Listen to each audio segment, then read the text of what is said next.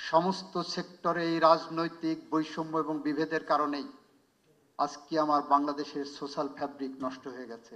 আজকে গ্রাম এলাকায় যান, দেখবেন বিয়ে দিতে গেলেও চিন্তা করে ও আওয়ামী লীগ না বিএনপি। এক সময় ছিল হিন্দু না মুসলমান, এক সময় ছিল খ্রিস্টান না ইহুদি না বৌদ্ধ, এখন চিন্তা করেন আওয়ামী লীগ না বিএনপি, জামাত না আওয়ামী লীগ, জামাত না বিএনপি, বিএনপি না এনসিপি, এনসিপি না জাতীয় পার্টি, জাতীয় পার্টি না জাসদ না কমিউনিস্ট পার্টি। সুব্রত দা সারা জীবন আমৃত্যু এভাবে জ্বালাময়ী বক্তৃতা দিতে পারেন, সেই প্রত্যাশা সেই আকাঙ্ক্ষা রাখি, যাতে করে সরকারি মেকানিজমের মধ্যে ঢুকে ক্যারিকেচারে না পড়েন।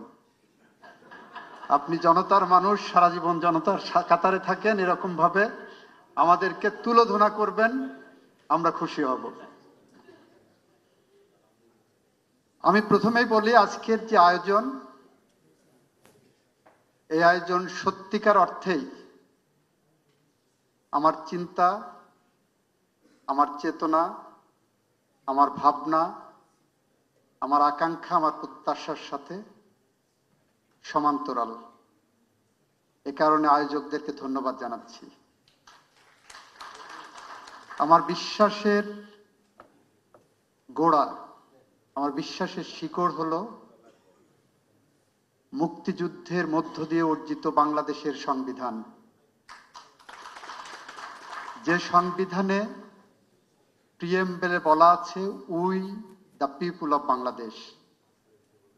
এই যে we the people of Bangladesh হিসাবে আমার বিশ্বাসের জায়গাটা, সেই জায়গাটা আমি যদি ধারণ করতে না পারি, তাহলে আমি মানুষ হিসাবে সব সময় হয় সুপিরিয়র অথবা ইনফেরিয়র কমপ্লেক্সিটিতে ভুগব। মানুষ হিসাবে আমি বিশ্বাস করি মহান মুক্তিযুদ্ধের মধ্য দিয়ে, রক্তস্নাত মুক্তিযুদ্ধের মধ্য দিয়ে যে বাংলাদেশ আমরা পেয়েছি, সেই বাংলাদেশ আমাদের, সেই বাংলাদেশ এখানকার প্রতিটি মানুষের, সেই বাংলাদেশ টেকনাফ থেকে তেঁতুলিয়া, রূপসা থেকে পাথুরিয়া পর্যন্ত বসবাসকারী এই ভূখণ্ডের সমস্ত স্থায়ী বাসিন্দাদের। সেই বাংলাদেশের মানুষ হিসাবে এখানে যে কোনো ধরনের বৈষম্য থাক, সেটা আমরা প্রত্যাশা করি না, আকাঙ্ক্ষা করি না, আমাদের স্বপ্নের সারথি হতে পারে না। এই বিশ্বাস থেকে বাংলাদেশ সংবিধানের ৮ অনুচ্ছেদে যে কথাগুলো বলা হয়েছে, যে এই সংবিধানের মূল নীতিগুলো হবে আইন প্রণয়নের ক্ষেত্রে চালিকা শক্তি। এই মূলনীতির মধ্যে আবার কোনো কোনো জায়গা কিন্তু গড়মিল আছে। আমি লয়ার, সেটার সাথে অনেকে দ্বিমত পোষণ করতে পারেন। লয়ার হিসাবে আমার ইন্টারপ্রিটেশন হলো, আপনি বাংলাদেশের নাগরিকত্ব যখন নির্ধারণ করছেন, প্রথমে ৬-এর ১ অনুচ্ছেদে বলছেন ভূখণ্ডের ভিত্তিতে আমরা সবাই বাংলাদেশি, ভালো কথা। ২-এ যে আবার বললেন বাংলা ভাষাভাষী জনগোষ্ঠী আমি পরিচিতি লাভ করব। তাহলে আমার যারা সাঁওতাল, আমার যারা মাদ্রাজি, আমার যারা মুরং সম্প্রদায়, অন্য ভাষাভাষীর মানুষগুলোকে আপনি এখানেই বৈষম্যের শিকার করা হচ্ছে। সাংবিধানিক এই জায়গাগুলো আমাদেরকে খেয়াল রাখতে হবে। আমার আর্টিকেল 27 বলছে অল সিটিজেন্স আর ইকুয়াল। আমার আর্টিকেল 27, 26, 28, 29 যদি আমি পড়ি, আমার বৈষম্যের বিরুদ্ধে একটা প্রোটেকশন দেওয়া হয়েছে। যারা ফ্রেমার্স অফ দি কনস্টিটিউশন 1972 সালে বসেছিলেন, আমি সব জায়গায় বলি যে this is one of the finest constitution in the world. কিন্তু সেই জায়গায় আমাদের স্বপ্নের জায়গায় আঘাত করা হয়েছে বারবার। আমরা বাংলাদেশকে দেখেছি হিন্দু মুসলমান হিসাবে, খ্রিস্টান বৌদ্ধ হিসেবে মানুষকে বিভক্তির জায়গায় নিয়ে গেছি। আমরা বাংলাদেশের মানুষ, মানবাধিকার, একজন মানুষের যে সহজাত অধিকার, অহস্তান্তরযোগ্য অধিকার, ইউনিভার্সাল সার্বজনীন অধিকার, এই জায়গা থেকে বের হয়ে আমরা কেউ হিন্দু, কেউ মুসলমান, কেউ বৌদ্ধ, কেউ খ্রিস্টান হিসাবে আমরা প্রতিষ্ঠা করার সংগ্রামে বিগত দিনগুলোতে অনেক সময় লিপ্ত হতে দেখেছি। আরেকটি শ্রেণী এখানে গজিয়েছে, যেটার কথা আপনারা হয় কেউ ভয়ে বলেন না অথবা সচেতনভাবে এড়িয়ে চলেন।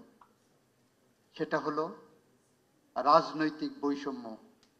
গোটা সমাজ ব্যবস্থাকে রাজনৈতিক দর্শন দিয়ে ক্রিমিনালাইজেশন অফ পলিটিক্সের এমন একটি ভিসিয়াস সাইকেলের মধ্যে নিয়ে যাওয়া হয়েছে।